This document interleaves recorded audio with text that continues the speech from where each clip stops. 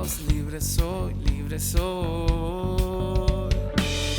Tu gozo me llena, me das nuevas fuerzas, afirmas mis pasos, libre soy, libre soy.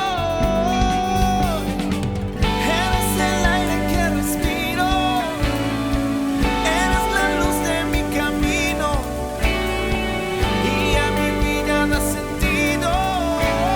Tuyo soy, vamos hoy a cantar, todos en libertad, que nuestro corazón cante una nueva canción. Vamos hoy a cantar, todos en libertad, que nuestro corazón cante una nueva canción. Eres el aire que respiro, eres la luz de mi camino y a mi vida da sentido. Tuyo soy, eres el aire que respiro, eres la luz de mi camino y a mi vida da sentido. Tuyo soy, vamos hoy a cantar, todos en libertad, que nuestro corazón cante una nueva canción.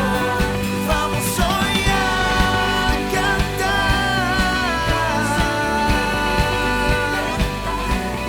que nuestro corazón cante una nueva canción.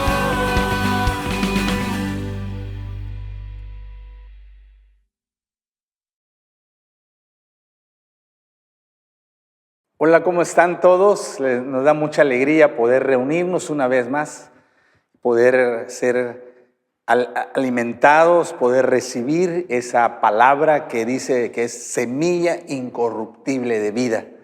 Que esa semilla incorruptible de la palabra caiga en un corazón manso, humilde, que recibe esa palabra y que a través de la voz del Espíritu Santo podamos ajustar nuestra vida a los propósitos de Dios. El tema en esta semana está en Mateo capítulo 5. Mateo 5 del 21 al 24. Dice así: Oísteis que fue dicho a los antiguos, no matarás, y cualquiera que matare será culpable de juicio. Pero yo os digo que cualquiera que se enoje contra su hermano será culpable de juicio. Y cualquiera que diga necio a su hermano será culpable ante el concilio. Y cualquiera que le diga fatuo quedará expuesto al infierno de fuego. Por tanto, si traes tu ofrenda al altar y allí te acuerdas de que tu hermano tiene algo contra ti, deja allí tu ofrenda delante del altar y anda. Reconcíliate primero con tu hermano y entonces ven y presenta tu ofrenda. El tema es la gravedad de dar rienda suelta a la ira. Hoy vamos a hablar de lo grave, de lo verdaderamente grave que es cuando uno le da rienda suelta, uno tiene una ira descontrolada, que cuando uno está enojado, actúa de formas incorrectas. Y a veces nosotros pensamos que eso no tiene nada que ver, que eso no es algo pasajero, que es algo superficial, pero hoy vamos a la luz de la palabra a ver la gravedad, lo serio delante de Dios, que es que una persona le dé rienda suelta a la ira. En la ley que Dios le dio a Moisés, recuerdan que él estuvo 40 días en el monte Sinaí, y ahí Dios le dio las leyes, los estatutos que debía de enseñarles al pueblo.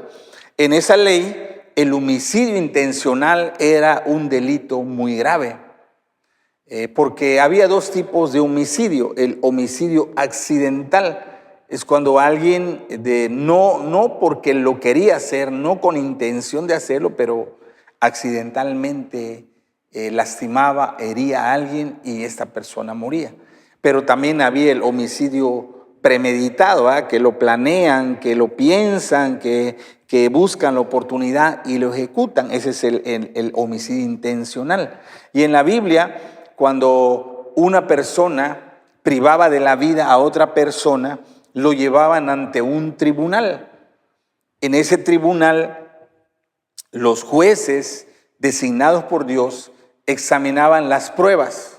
Ellos hacían una investigación y veían las pruebas, escuchaban a los testigos, si había testigos presenciales, y después de todo ese proceso de investigación se dictaba una sentencia. Si el resultado era que la persona era culpable de asesinar intencionalmente a otra persona, entonces le daban la pena máxima, que era la pena de muerte. Esa persona era ejecutada, no merecía seguir viviendo. La ley de Dios determinaba que debía de morir, de pagar vida por vida. Eso para los judíos era algo muy sabido y por eso ellos estaban conscientes de la gravedad del delito de matar. Todos ellos sabían que había una consecuencia muy grande por matar a otra persona. Sin embargo, cuando se hablaba de la ira, pues que veían como que, bueno, matar a alguien es grave, pero enojarse y dejar que la ira salga así descontrolada, bueno, ese es un pequeño problemita. Jesús afirma, Él nos enseña en esta porción de la palabra, que dar rienda suelta a la ira es comparable. Es como si uno cometiera un asesinato y que merece un castigo ejemplar. Entonces la cosa ahí cambia, ¿verdad? Ya no es solamente por matar a alguien, sino si yo permito que la ira salga descontrolada, si yo dejo que la ira me haga hacer cosas incorrectas contra otra persona, entonces es equiparado como un homicidio. Y es algo sumamente grave que amerita un castigo ejemplar, un castigo muy duro. Entonces vamos a estudiar ese pasaje, esta historia, la gravedad de darle rienda suelta a la ira. Y lo primero que debemos ver está en el versículo 22. Bueno, voy a leer 21 y 22, pero oíste que fue dicho a los antiguos, no matarás. Y cualquiera que matare será culpable de juicio, pero yo os digo que cualquiera que se enoje contra su hermano será culpable de juicio. Cualquiera que le diga necio a su hermano será culpable ante el concilio. Cualquiera que le diga fatuo quedará expuesto al infierno de fuego. Lo primero que debemos de destacar es que no permitas que el enojo controle tu vida. No permitas que el enojo controle tus palabras y tus acciones. Aquí dice, cualquiera que se enoje. Esa palabra enojar quiere decir estar enfurecido, estar encolerizado.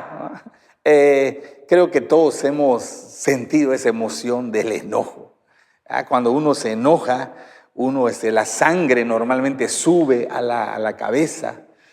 Y si una persona es de tez blanca, queda rojo, su cara queda roja de la cantidad de sangre que sube. Por eso dice, me hierve la sangre. Dice, cuando uno se enoja queda caliente, así como si tuviera fiebre, ¿verdad? Por la cantidad de sangre que sale. Entonces es la imagen de una persona. Y bueno, y la nariz como que la respiración, como esos toros cuando soplan y echan humo. Así es. Entonces esa es la imagen del enojo, estar encolarizado, estar lleno de furia, lleno de ira, enfurecidos.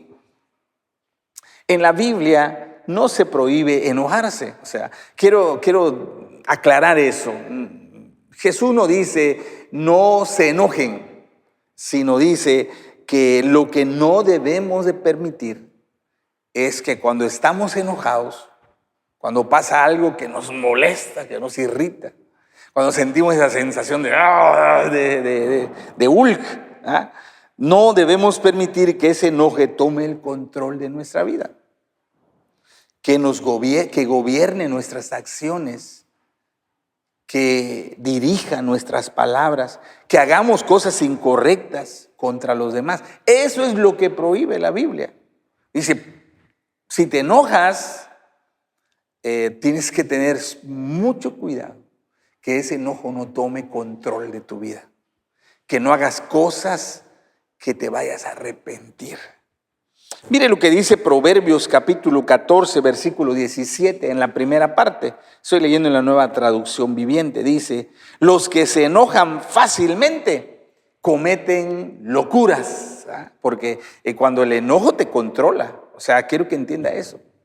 Cuando uno se llena de ira y le da rienda suelta a esa ira, en ese momento de cólera uno puede hacer, puede decir, uno puede actuar de una manera desproporcionada. Y cuando termina, que ya se te bajó y tú miras lo que has hecho, dices, chispa, no debía hacer esto. ¿Cómo fue posible? No puede ser. O sea, es porque uno ve la dimensión del daño que causó estando enojado. Por eso Proverbio dice, el que fácilmente se enoja va a cometer locuras, va a hacer cosas incorrectas. Cuando uno permite que la ira tome el control de su vida, cuando uno deja salir todo ese enojo de una manera incorrecta, eso es lo que la Biblia dice que no debemos de hacer. Mire lo que dice Efesios capítulo 4, 26 y 27. Sigo en la Nueva Traducción Viviente. Además, no pequen al dejar que el enojo los controle. Recuerden, el enojo no es el pecado. Dejar que el enojo te controle, dejar que el enojo te guíe en todo lo que vas a hacer, ese es el verdadero problema, es la manera incorrecta de manejar el enojo. Dice, no permitan que el sol se ponga mientras siguen enojados. No debes de guardar el enojo, no debes de quedarte con el enojo, no debes de permitir que ese enojo crezca, florezca en tu corazón, porque el enojo le da lugar al diablo. Entonces, no es una condenación de enojo, no debes enojarte, es pecado enojarte. No. El pecado es dejar que ese enojo crezca, guardar ese enojo, es sacar ese enojo de manera desproporcionada.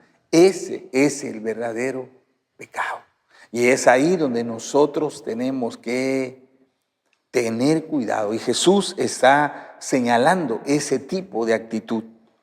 Dice que el enojo se convierte en pecado cuando hablamos palabras ofensivas, denigrantes contra los demás. Ahí entonces ya empieza el problema. Cuando tú ya enojado abres tu boca y de tu boca empiezan a salir palabras hirientes, palabras humillantes, insultos. Usas palabras para sobajar, para lastimar, para agredir a los que están cerca de ti. Y usa algunos ejemplos, como si le dices necio a tu hermano. Esa traducción de necio es estúpido, imbécil, cabeza hueca. No son palabras ofensivas, ¿eh? O sea, a veces nosotros usamos esas palabras como broma, como relajo, pero en la Biblia no es broma ni relajo. Dice, si tú le dejas a decir a una persona estúpido, imbécil, cabeza hueca, dice esas palabras, dice, son palabras despectivas, son palabras humillantes, son palabras equiparables a un asesinato. Si tú le dices necio a tu hermano, dice, te van a llevar al tribunal. Es un delito que merece ir al juzgado de una acusación penal en tu contra. Y también dice, si le llamas fatuo, esa palabra fatuo es decirle a alguien que es tonta, que despreciando su mente, despreciando su persona. Es una palabra para rebajar, para humillar de una manera despectiva a alguien. Entonces, cuando tú usas palabras para sojuzgar a alguien, para lastimarla con una intención bien fuerte, eso es algo muy grave. Muchos de nosotros, cuando estamos enojados, tendemos a abrir la boca y empezar a decir cosas graves, cosas terribles. Quiero destacar, muchos piensan que no es nada eso. Yo he hablado con personas que le digo, oye, ¿pero por qué le dices? No es nada, o sea, solo son palabras. No, aquí no estamos diciendo eso. Jesús no está diciendo eso. Dice Jesús, mire, si tú enojado empiezas a despotricar palabras ofensivas, empiezas a insultar, empiezas a denigrar, empiezas a humillar, empiezas a lastimar a los que están cerca de ti, estás cometiendo un delito sumamente grave. Delante de Dios es algo equiparable como matar a la persona, asesinar a la persona. Por eso Jesús está diciendo eso. Dice, ustedes piensan que matar es un delito grave. No, enojarse sin control es un delito igual que si mataras a otro. Mereces el castigo. Dice, será culpable ante el concilio. Fíjese cómo va escalando la gravedad, ¿verdad? Una persona que cuando se enoja empieza a decir cosas hirientes a los demás, dice, primero será juzgado localmente, después será llevado ante el concilio. El concilio es el Sanedrín de la nación, donde es la máxima autoridad judía. En nuestro caso de México sería la Suprema Corte de Justicia de la Nación, donde están los jueces federales. Y el veredicto que se da en la Suprema Corte de Justicia de la Nación es inapelable. Es la última instancia, ¿verdad? O sea, tú puedes pedir que te hagan otro juicio, pero una vez que llegas a la Suprema Corte de Justicia, lo que se diga ahí ya no hay manera de revertirlo. Ya tienes que acatar. Y dice, es tan grave como que amerita que te lleven a la Suprema Corte de Justicia de la Nación. Y que el veredicto que se dé sea inapelable. Y si ese veredicto es de culpable, que eres culpable porque tu enojo, por tus berrinches iracundos, por lastimar cuando estás molesto, por ofender a todos cuando estás lleno de ira, dice, cuando eres hallado culpable, serás expuesto al infierno de fuego. La palabra griega para infierno de fuego es la palabra Gehenna. Gehenna era un lugar que existía en la ciudad de Jerusalén. Era el basurero de la ciudad. En el basurero tiraban, era un lugar terrible, ¿no? Era un lugar donde se tiraban los cadáveres de animales, todos los animales muertos o los huesos de animales iban a parar a ese lugar, el Gehenna. Así que además la basura, los desechos humanos, cuando eso no había sistemas de drenaje, fosas sépticas, entonces los desechos humanos iban a parar ahí. Entonces el Gehenna era un lugar donde había olores putrefactos, ¿verdad? Acercarse a ese basurero era, ¡wow! ¡Qué horrible huele! Donde había ratas, donde había perros ahí comiendo las inmundicias, donde había buitres, donde había fuego, porque la manera de consumir toda esa inmundicia era prenderle fuego. Así que en ese lugar siempre el fuego ardía las 24 horas del día. Era un continuo quemar y el humo, el olor terrible salía. Era un lugar terrible, inmundo, y en el mundo espiritual es el infierno, un lugar que arde en fuego. Quiero que entiendan lo que Jesús está diciendo. Dice, mira, dejar que el enojo te controle. Cuando tú te molestas y empiezas a decir cosas terribles, a ofender, a lastimar a los que están a tu alrededor, dice, eso es algo sumamente grave. Eso es algo que merece un castigo fuerte, una reprensión tremenda sobre ti. Y a veces nosotros cuando estamos sufriendo decimos, ¿qué estaré pagando? Porque no hemos entendido que ofender de esa manera a nuestros semejantes es algo muy, muy grave delante de Dios. Y ojalá que al escuchar esta palabra uno pueda entender la dimensión, lo delicado que es dejar que el enojo controle nuestra vida. Que aprendamos a ser sabios cuando estamos molestos de lo que vamos a decir, de lo que vamos a hacer, de cómo vamos a reaccionar, sabiendo que eso es algo que Dios está pendiente de cómo vamos a manejar el enojo que hay en nuestro corazón. Si lo hacemos incorrectamente, vendrá un castigo fuerte, vendrá una reprensión muy dura sobre nosotros por esa causa. Lo segundo que lo quiero comentar es que el remedio para el enojo es el perdón y la reconciliación. Ese está en el versículo 23 y 24. Por tanto, si traes tu ofrenda al altar y allí te acuerdas de que tu hermano tiene algo contra ti, deja allí tu ofrenda delante del altar y anda. Reconcíliate primero con tu hermano y entonces ven y presenta tu ofrenda. El remedio para el enojo. Porque quizás tú digas, bueno, y si cuando estoy molesta, entonces no debo de gritar, no debo de ofender, no debo de decir palabras ofensivas. Y entonces, ¿qué voy a hacer? ¿Y qué voy a hacer con ese enojo que tengo ahí entre mi corazón? Bueno, dice, el remedio para el enojo, para que no sea pecado, es el perdón y la reconciliación. Dice, si traes tu ofrenda al altar. Y ahí solo voy a hacer un pequeño comentario, no porque sería otro tema a tratar profundo, ¿verdad? Pero el momento más importante del culto a Dios es el momento de la ofrenda. Es hermoso adorar, cantar, es hermoso escuchar la palabra, pero el momento cumbre de la adoración a Dios es el momento de la ofrenda. Es el momento cuando al traer mi ofrenda y ponerlo en el altar de Dios, se crea una unión espiritual, se crea una relación estrecha entre Dios y el ofrendante. ¿Sí? Mire lo que dice 1 Corintios 10, del 18 al 20. Dice así: consideren al pueblo de Israel como tal.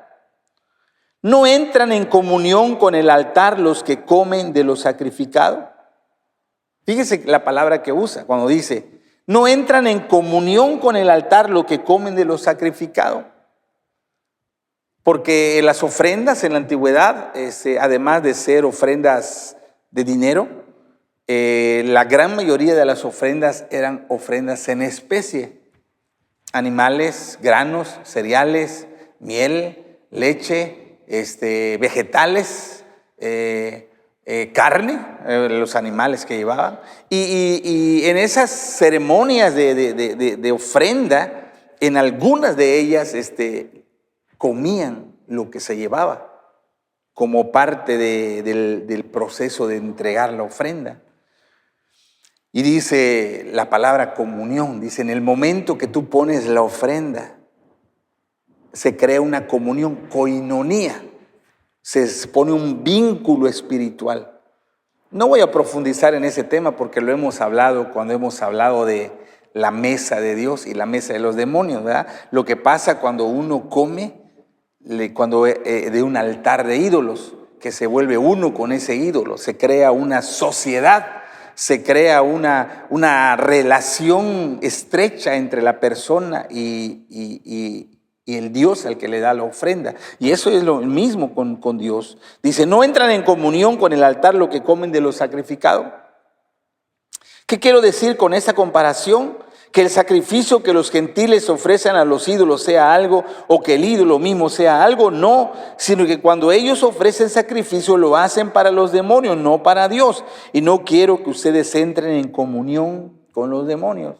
Entonces ese acto de traer la ofrenda de ponerlo en el altar, era el momento donde entrábamos en comunión. Se estrechan los lazos espirituales entre el ser humano y Dios en este caso. Es el momento cumbre de la adoración. Por eso Dios dice: ninguno se presentará delante de mí con la mano vacía. Porque si tú llegas al culto de adoración y al final no presentas tu ofrenda, pues no hubo comunión, ¿verdad?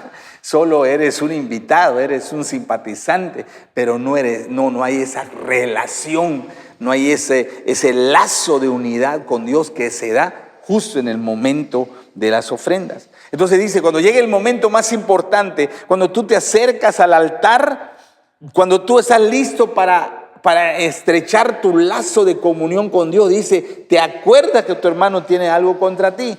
Te acuerdas que hay una pared que te separa de su hermano. Recuerdas que hubo un pleito. Recuerdas que hubo palabras ofensivas. Recuerda que se fracturó la amistad entre tú y tu hermano. Esa separación con nuestro hermano fue debido a esa ira descontrolada, ¿no? Sea que yo lo ofendí o que él me haya ofendido, pero se fracturó nuestra relación. Pero al estar separado de nuestro hermano, también nos separa de Dios. Mire lo que dice 1 Juan capítulo 4, versículo 20.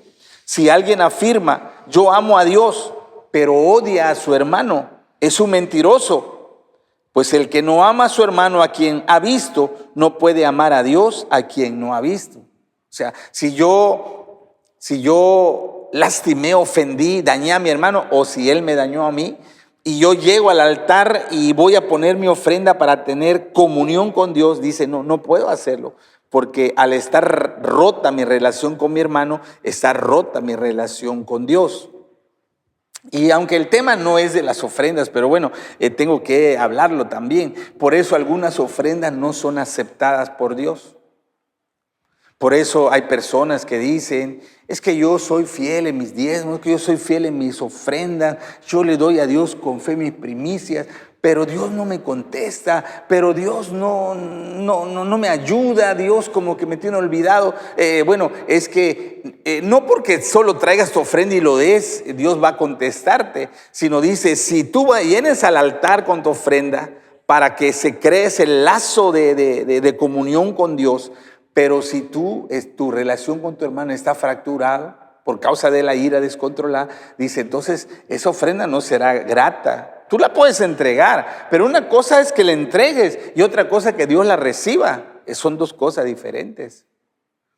Entonces dice, para que Dios reciba esa ofrenda, para que sea agradable, para que abra las ventanas del cielo, dice, se requiere que estés en paz con tu hermano también.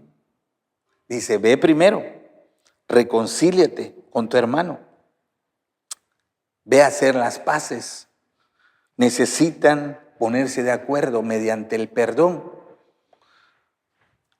Para que podamos traer perdón, traer la paz, se necesita humildad.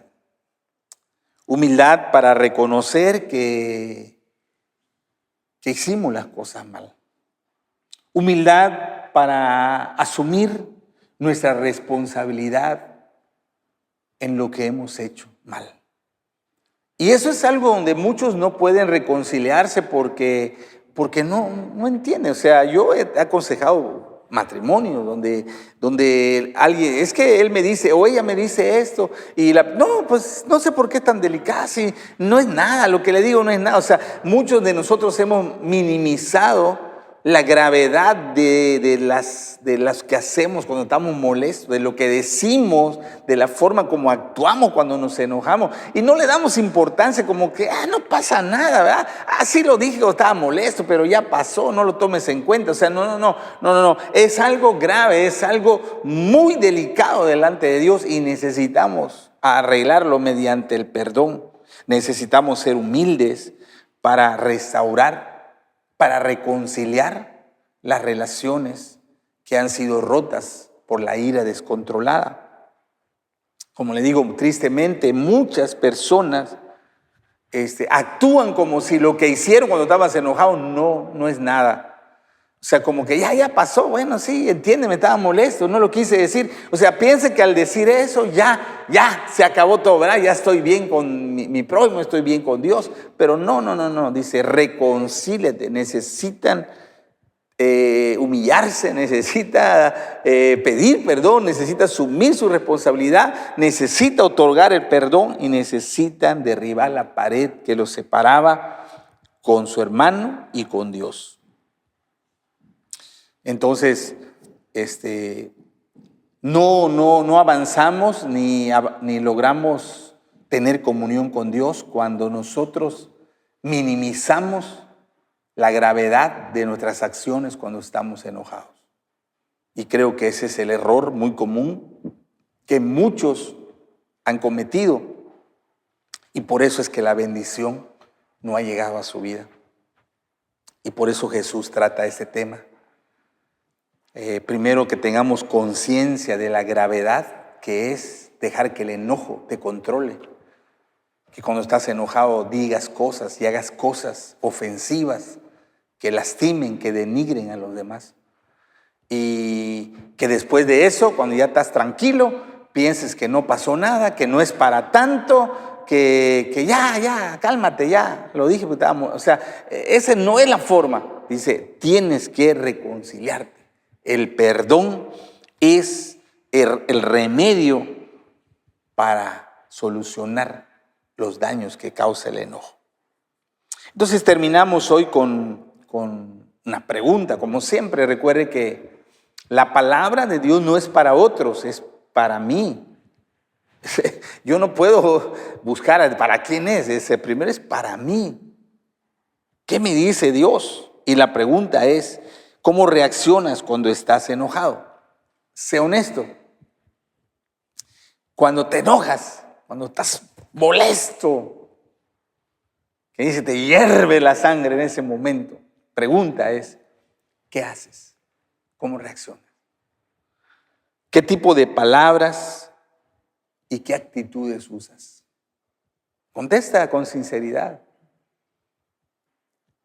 Porque en la medida que tú puedas abrir tu corazón a lo que Dios está hablando, es como vas a poder cambiar esos patrones, esos círculos viciosos de destrucción que causa la ira descontrolada. Entonces, ¿cómo reaccionamos cuando estamos enojados? Si tú dices, bueno, yo reconozco que cuando me enojo pierdo la cabeza, que cuando me enojo grito, ofendo, lastimo, insulto. Entonces, bueno, el primer paso siempre será reconocer nuestro pecado.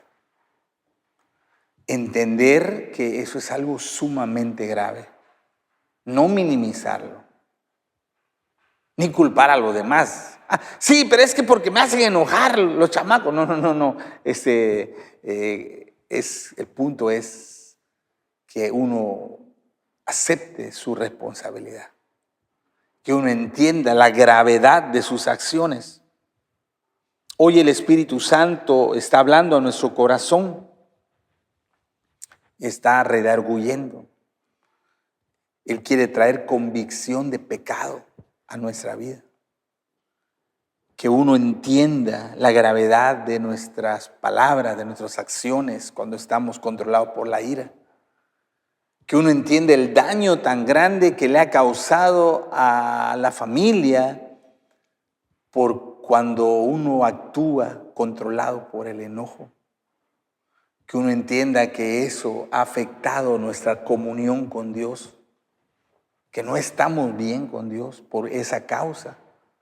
Y que nuestras ofrendas que hemos llevado no abren los cielos porque hay un estorbo, hay un argumento en nuestra contra, que es la ira descontrolada.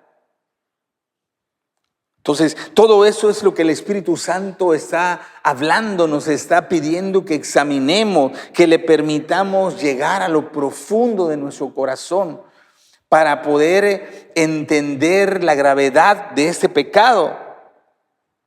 Y poder arrepentirnos. Y poder pedirle al Señor que perdone todas esas veces que controlados por la ira hemos dicho y hemos hecho cosas incorrectas. Y que a partir de ese tiempo podamos ser más conscientes que no podemos permitir que el enojo nos controle. Mire, yo sé que es imposible no enojarse porque pasan cosas imprevistas, pasan cosas inesperadas. Pero la próxima vez que tú te enojes, es decir, tengo que tener cuidado, ¿qué voy a hacer? Tengo que tener cuidado, ¿cómo voy a reaccionar? ¿Qué voy a decir?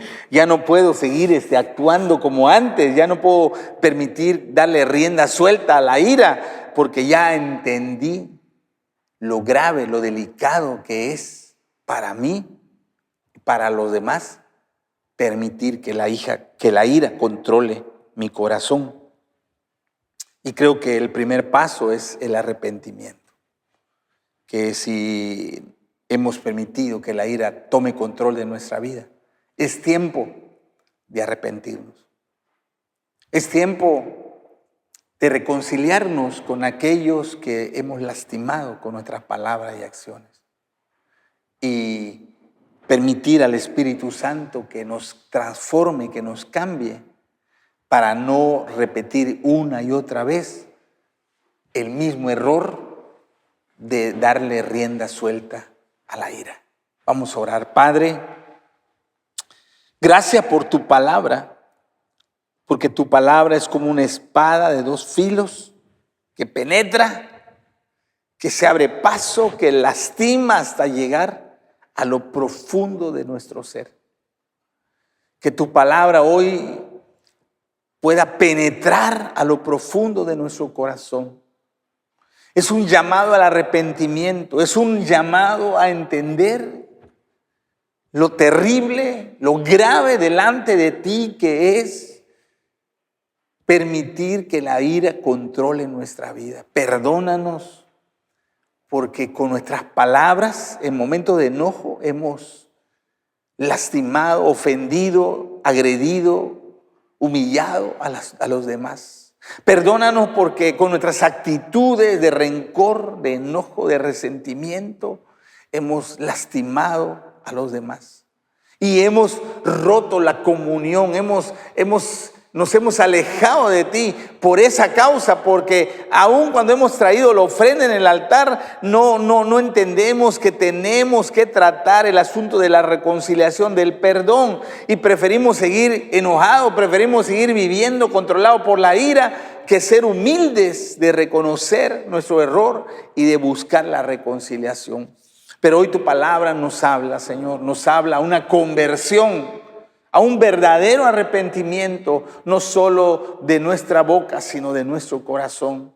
Y de esa manera, Señor, que cada uno en el futuro no permita que la ira tome el gobierno de nuestra vida, sino permitir que tú seas el que nos dirija. Y aún en los momentos de enojo, Señor, que esa ira pueda ser canalizada hacia el perdón, hacia la reconciliación, hacia la humildad, para que podamos imitarte a ti, así como tú lo hiciste, así seamos nosotros, Señor. Ayúdanos, Padre, ayúdanos para poder ser llenos del Espíritu, controlados por el Espíritu, no controlados por la ira. En el nombre de Jesús, amén, amén, amén. Entonces, el que tiene oídos para oír, que oiga lo que el Espíritu le dice a la iglesia. Muy bien, los anuncios para esta semana. Este sábado 12 de febrero es el último día de las primicias.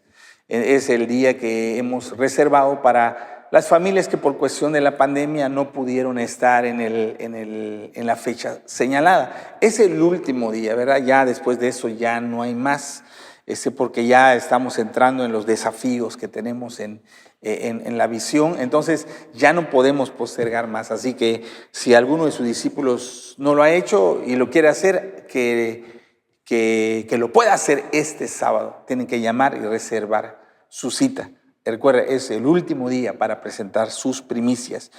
Y para los alumnos de la Universidad de la Vida, ya iniciamos la clase 1. La clase 1 este domingo, 9:30 de la mañana. Todavía hay oportunidad, si alguien va a participar, aunque no haya venido el domingo pasado, es la oportunidad para que venga. Así que si alguno de sus discípulos no pudo estar, ahora debe aprovechar este tiempo. Para los alumnos de capacitación destino en sus 3 niveles, este domingo a las 10 de la mañana, para la clase introductoria, para hablar sobre todo el programa de trabajo de la Escuela Capacitación Destino, y a partir de eso cada domingo va a ser de 9 a 11 de la mañana. Solo por este domingo es a las 10 porque es solo una hora de instrucciones que vamos a tener, pero el horario va a ser de 9 a 11 de la mañana. Y la Escuela de Profetas, que va a empezar el sábado 19 de febrero, no este sábado, el siguiente sábado, el sábado 19 de febrero, empezamos la Escuela de Profetas a las 5 de la tarde. 5 de la tarde va a ser la Escuela de Profetas. Los vamos a hacer temprano porque estoy consciente de que hay problemas con los camiones de pasaje. Para terminar temprano, para que no sea un problema para los que tienen que ir a su casa de tomar su camión temprano. Así que los sábados a 5 de la tarde y todos los libros están ya listos, así que si todavía no tiene su libro, puede pasar a la oficina a comprarlo o el domingo comprarlo sin falta. Muy bien. Y también les recuerdo que el próximo domingo es el día del acto profético del cierre de las primicias, ¿sí? Este sábado 13 de febrero, sábado 13 de febrero es el momento para cerrar las primicias, y si usted tiene una empresa, un negocio, debe traer su publicidad. Este domingo es el día para traer su publicidad. Muy bien, entonces esos son los anuncios que tenemos. Les pedimos que sean cuidadosos de usted y de su familia, que cuide su salud, cuide a los suyos, y le esperamos en el culto 11:30 de la mañana, 6:30 de la tarde y el culto en línea. Le invitamos. Dios le bendiga.